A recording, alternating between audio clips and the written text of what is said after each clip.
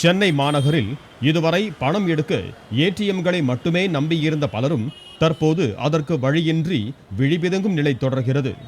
ஒரு சில ஏடிஎம்களே இயங்குவதால் அங்கு பணம் எடுக்க பல மணி நேரம் காத்திருக்கும் நிலை உள்ளதாக மக்கள் புகார் கூறுகின்றனர்.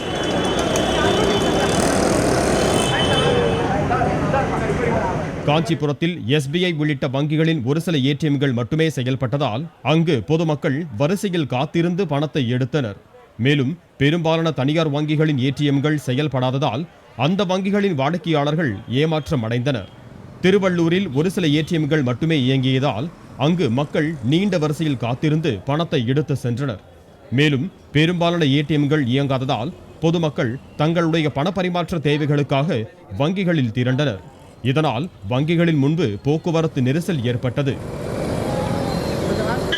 கோவை மாவட்டத்தில் 30% பொதுத்துறை மற்றும் தனியார் வங்கிகளின் ஏடிஎம்கள் மட்டுமே இயங்கின.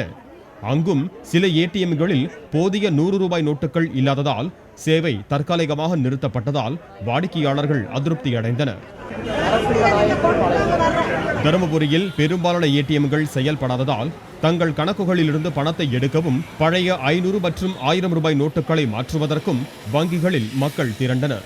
ஆனால் ஒரு சில வங்கிகளில் 4000 ரூபாய் வரை பழைய ரூபாய் நோட்டுகளை மாற்றாமல் 2000 ரூபாய் வரை மட்டுமே மாற்றித் தருவதாக பொதுமக்கள் குற்றம் சாட்டினர்.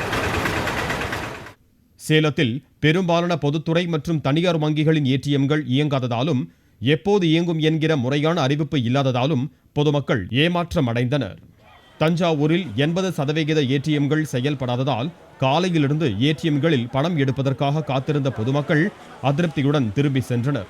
இதனால் தங்கள் வங்கிக் கணக்கிலிருந்து பணத்தை எடுப்பதற்காகவும் பழைய 500 மற்றும் 1000 ரூபாய் நோட்டுகளை மாற்றவும் மக்கள் வங்கிகளில் திரண்டனர். மதுரையில் 10% தனியார் வங்கிகளின் ஏடிஎம்கள் மட்டுமே இயங்கின. பெரும்பாலான அரசு வங்கிகளின் ஏடிஎம்களும் இயங்கும் என மேலாளர்கள் அறிவித்தும் ஏடிஎம்கள் இயங்காததால் பொதுமக்கள் ஏமாற்றம் அடைந்தனர். சிவகங்கையில் பெரும்பாலான ஏடிஎம்கள் செயல்படாததால் மக்கள் தங்களுடைய பழைய 500 ரூபாய் மற்றும் 1000 ரூபாய் நோட்டுகளை மாற்றுவதற்காக வங்கிகள் மற்றும் தபால் நிலையங்களில் திரண்டனர்.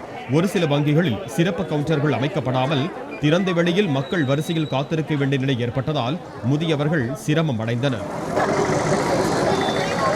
நெல்லையில் பெரும்பாலான ஏடிஎம்கள் செயல்படாததால் வங்கிகளில் தங்கள் கணக்குகளிலிருந்து பணத்தை எடுக்கவும் பழைய 500 மற்றும் 1000 ரூபாய் நோட்டுகளை மாற்றுவதற்கும் பொதுமக்கள் திரண்டனர்.